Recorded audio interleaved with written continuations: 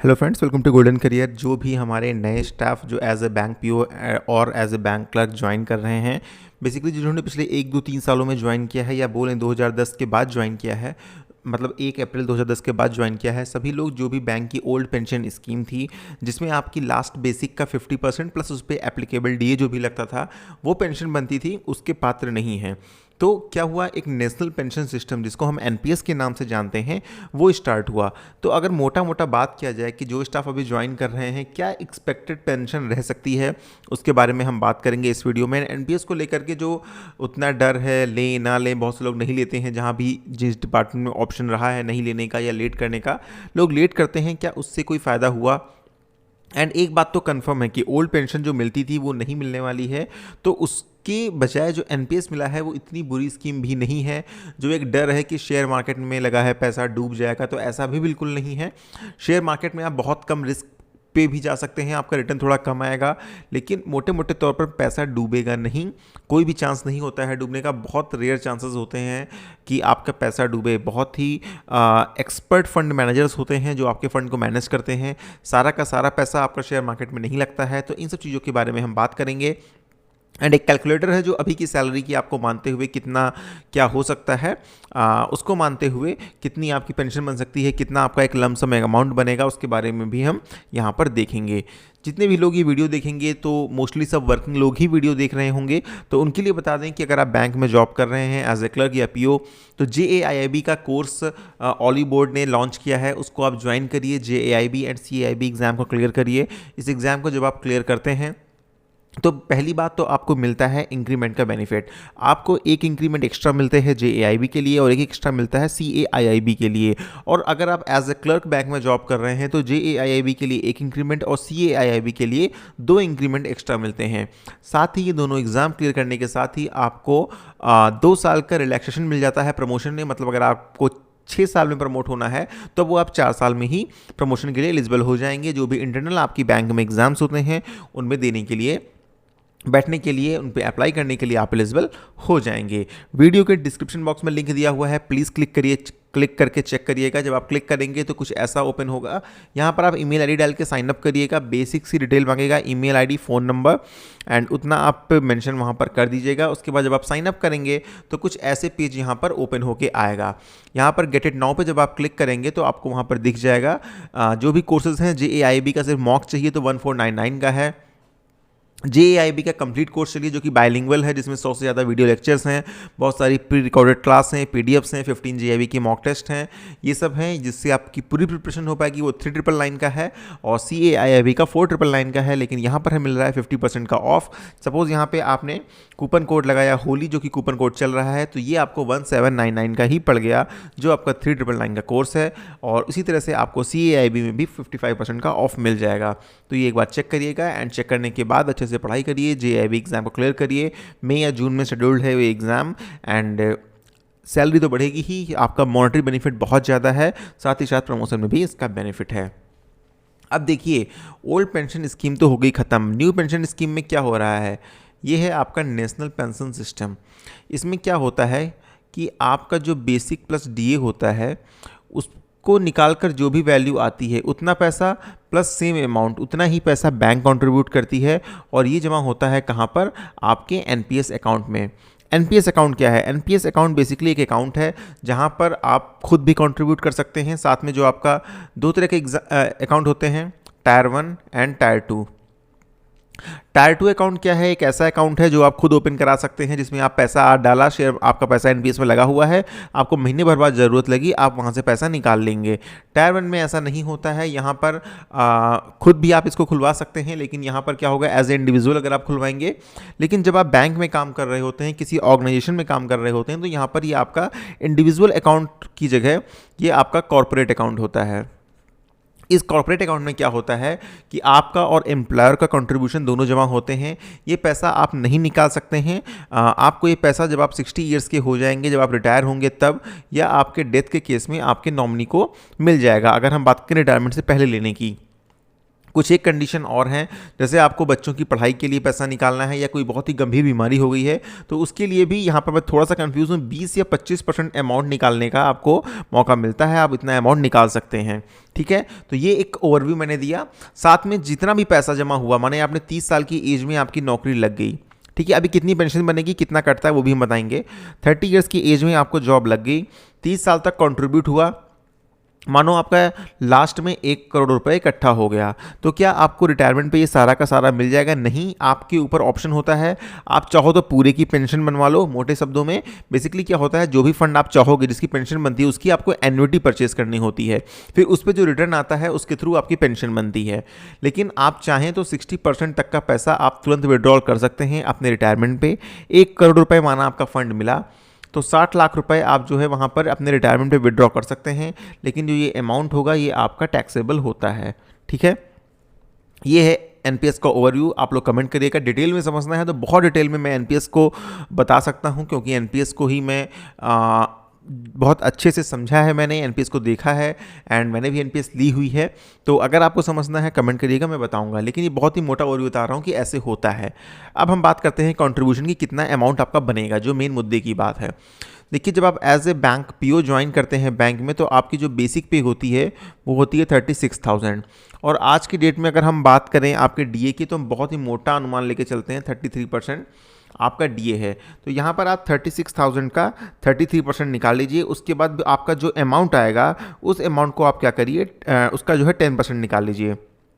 तो 36,000 का 33% कितना होगा, ये 11,880 हो गया। अब 11,880 और प्लस 36,000 कितना हो गया, ये हो गया आपका 47,880।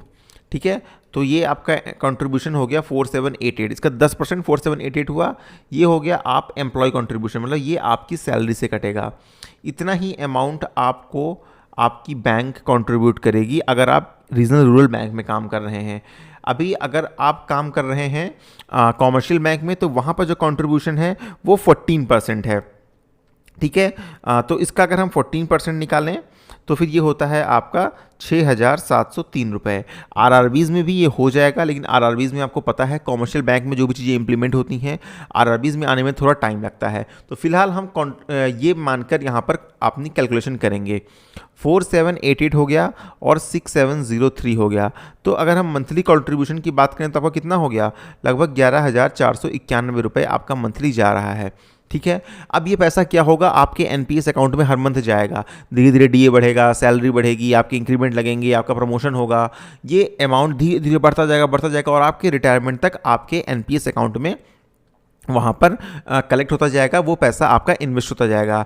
देखिए, पूरा पैसा आपका शेयर मार्केट में नहीं होता है, 3 चीज़ें होती हैं। ECG, ई मतलब होता है आपका इक्विटी, कि कितना पैसा आपका शेयर मार्केट में लगा हुआ है। सी होता है आपका कॉर्पोरेट बॉन्ड्स।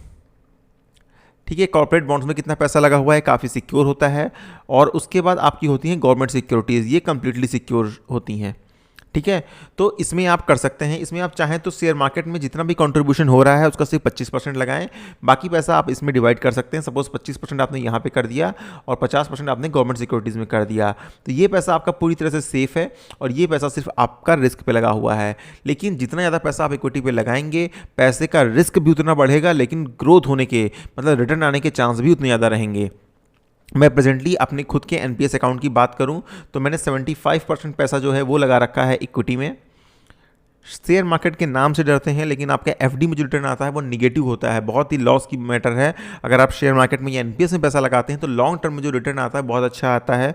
पिछले 2-3 सालों की बात करूं तो मेरा जो ओवरऑल रिटर्न आया है वो 11% के आसपास आया है, और जो मेरे जानने वाले जिनका एनपीएस अकाउंट ओपन कराया था मैंने, उनका लास्ट 5 ईयर्स का जो रिटर्न आया है वो 13% के आसपास का रिटर्न आया है। तो सोचिए, एफडी में आपको 4% 5% की ब्याज मिलती है, और मैंने 25% लगा रखा है गवर्नमेंट सिक्योरिटीज़ में। ठीक है, कॉर्पोरेट बॉन्ड में मैंने कुछ नहीं लगाया हुआ है। तो इस तरह से मैंने अपने फंड को यहाँ पर मैनेज कर रखा है।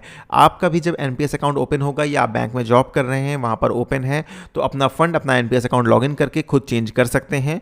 फर्स्ट ईयर जब आप पहली बार एनपीएस अकाउंट ओपन होता है 1 साल तक आप ये नहीं कर सकते हैं, लेकिन उसके बाद जो है आप ये चेंज कर सकते हैं। अब हम चलते हैं अपने कैलकुलेटर की तरफ। ठीक है, देखिए ये है एनपीएस का कैलकुलेटर। यहाँ पर आपका कैलकुलेटर 14% के हिसाब से हम मान के कर रहे हैं, क्योंकि बहुत से हमारे कॉमर्शियल बैंक के व्यूवर्स भी होंगे और आरआरबीज़ में भी ये इंप्लीमेंट हो जाएगा।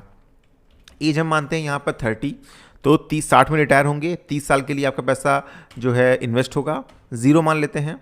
वैसे 30 साल एज नहीं मानते हैं, यहाँ पे 28 हम मानते हैं, क्योंकि आपका 28 तक मोस्टली सबकी जॉब लग जाती है जो भी बैंक पीओ के लिए जा रहे होते हैं। एम्प्लॉय कंट्रीब्यूशन कितना है, देखिए हमने यहाँ पे 4788 निकाला था, तो 4788 के हिसाब से यहाँ पे कैलकुलेट करेंगे, ठीक है। Yearly rate growth of contribution, मतलब ईयरली जो है कितना आपका कंट्रीब्यूशन जो है वो बढ़ता जाएगा। तो एक साल में हम विद इंक्रीमेंट अगर हम माने तो मोटा मोटा 10% आपकी सैलरी जो है यहाँ पर बढ़ जाती है। अगर आप बोलें तो यहाँ पर हम कम कंट्रीब्यूट कर लें, लेकिन इतनी लगभग आपकी सैलरी जो है वो बढ़ जाती है, ठीक है। कुछ आपका 2 बार आपका डीए ही बढ़ जाता है लगभग 7-8% के आसपास, प्लस कुछ आपका जो है वहाँ पर एक इंक्रीमेंट लग जाता है, ठीक है। तो टायर 2 अकाउंट, इसमें हम 0 मान रहे हैं कि आपने टायर 2 नहीं खुलवाया। Estimated yearly percentage of increase of contribution in tyre 2 account, tyre 2 account में 0 क्योंकि हम खुलवा ही नहीं रहे हैं। एक्सपेक्टेड रेट ऑफ रिटर्न अगर हम बात करें, एनपीएस में जो है आप रिटर्न कितना एक्सपेक्ट कर रहे हैं, देखो मैंने बताया पिछले 5 सालों में एवरेज 13% आया है और मेरा 2 सालों का 11% आया है। तो यहाँ पर हम ओवरऑल लॉन्ग टर्म में जो रिटर्न मानते हैं वो हम 12% के आसपास मान लेते हैं, ठीक है। अगर आप चाहें तो आप कम रिटर्न मान के भी परचेज कर सकते हैं। एन्युटी परचेज, अभी मैंने कहा था ना, जब आप पेंशन के लिए, पेंशन कितनी मिलेगी, तो यहाँ पर हम जितना अमाउंट आएगा कुछ नहीं निकालेंगे, क्यों, क्योंकि अमाउंट जितना निकालेंगे वो टैक्सेबल होगा और ऐसे आपका पूरा का पूरा इन्वेस्ट हो जाएगा, उस पर आपकी पेंशन ज़्यादा बनेगी। तो हम 100% मान के जो है यहाँ पर इन्वेस्ट कर रहे हैं। और एन्युटी पर रिटर्न कितना माने, 5% तो मिनिमम है, लेकिन हम यहाँ पर 6 मानकर चल रहे हैं, बहुत ही मिनिमम रेट मानकर चल रहे हैं। अगर हम यहाँ पर सबमिट करें तो ये आपका जो है यहाँ पर फंड का अकाउंट, जो आपका फंड है इतना बन रहा है और टोटल जो आपकी वेल्थ बन जाएगी वो लगभग इतनी बन जाएगी, कितनी, 4,52,71,778। और मंथली पेंशन बात करें आज के हम रिटायरमेंट के टाइम पे तो लगभग 2.25 लाख रुपए के आसपास यहाँ पर आपकी पेंशन मंथली बनेगी एनपीएस में। अगर आप लोग जो लोग यहाँ पैसा निकालना चाहते हैं, बोलते भैया नहीं हमको पैसा तुरंत चाहिए, जितना निकल सकता है मैक्सिमम निकाल दो, तो 40% के हिसाब से अगर हम बनाएं तो लगभग 90,000 आपकी पेंशन बनेगी उस टाइम पर। और बाकी जो पैसा है 4,52,00,000 में से 2,71,000 रुपये जो है वो आपको वापस मिल जाएगा, 2,71,00,000 रुपये जो है आपको मिल जाएगा और साथ में 90,000 रुपये के आसपास आपको पेंशन मिलती रहेगी। फिर इस 2,71,00,000 को आपको जैसा माने वैसा इन्वेस्ट करें, लेकिन ये टैक्सेबल होगा, जो भी एप्लीकेबल टैक्सेस होंगे उस टाइम पे वो आपका टैक्स कटेगा। इस तरह से आप देखेंगे बहुत ही कम चांस है कि आपका पैसा डूब जाए। आपको लगता है बहुत डर है तो आप 75% जो है गवर्नमेंट सिक्योरिटीज़ में कर दीजिए, 50% गवर्नमेंट सिक्योरिटीज़ में कर दीजिए, 25% कॉर्पोरेट बॉन्ड में कर दीजिए। इक्विटी में मिनिमम रखिए 25% अगर आप चाहें तो, ठीक है। डर नहीं है तो ऐसे जैसे मन है वैसे इन्वेस्ट करिए, लेकिन मोटे मोटे तौर पर आपको ठीक ठाक अच्छी पेंशन बन जाएगी अगर आप डे 1 से एनपीएस अपना कटवा रहे हैं। जिनका टेन्योर बहुत कम है, जिनका 10-12 साल का टेन्योर बचा है, उनके लिए तो उतना अमाउंट नहीं बन पाएगा, लेकिन आपका अमाउंट जो है बहुत अच्छा खासा बन जाएगा।